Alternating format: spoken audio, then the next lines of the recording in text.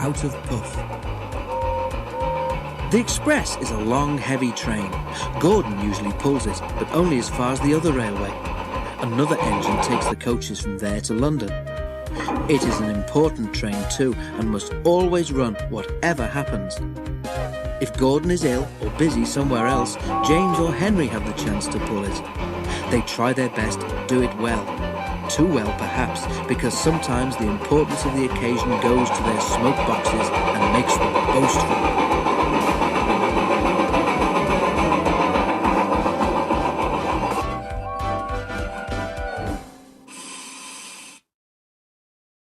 One day, Henry was feeling pleased with himself. He had run the express to time, and the fat controller had congratulated him.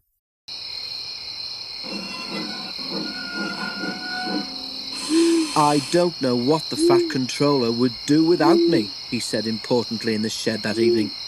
"Have a care," warned Douglas. "Too much puff about yourself, and you'll maybe run out of puff one day." "Pooh," scoffed Henry. "I pulled 2 trains and a failed diesel once, and the fat controller said I was an enterprising engine." "Aye, I mind it well," agreed Donald. "I took the goods train on, you recall, but Dougie is right. Puff goes before a fail."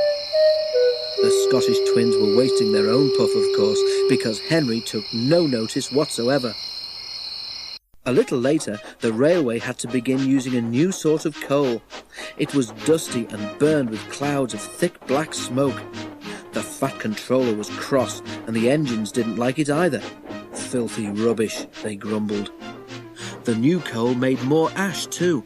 Before long, all the engines began to have pains in their smoke boxes. Hot ash collected there and gave them the most awful indigestion.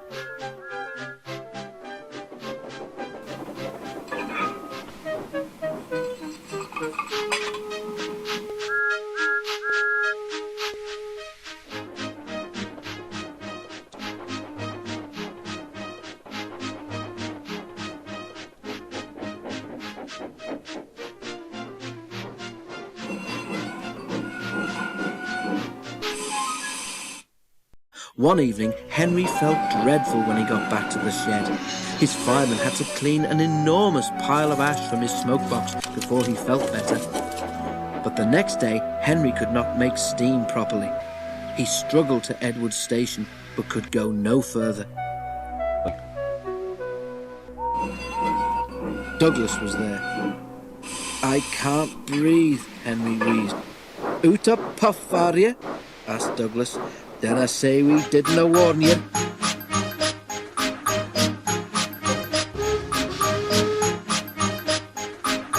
Henry couldn't answer.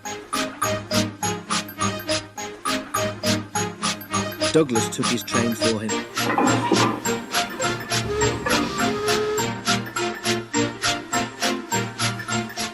The fireman cleared away more ashes, but when he tried to close Henry's smokebox door, it did not make the airtight fit that it should have done.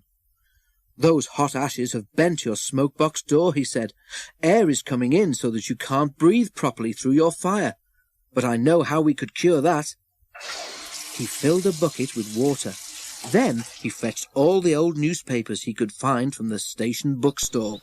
The driver helped him tear them into strips, which they soaked in the water. "What are you doing?" asked Henry anxiously. "Making something called papier-mache," explained the driver. "When this paper is soggy enough, we shall paste it in your air leak so that you can breathe better. It won't last forever, but it will get us home." "Oh," said Henry unhappily. His driver was right.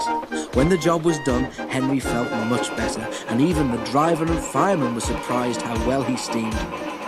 "We'll have to get the fat controller to make it permanent," they joked.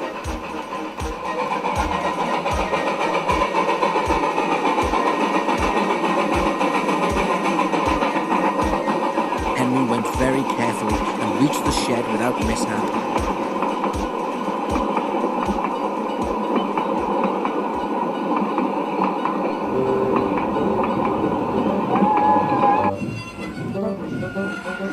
His story was there before him, of course.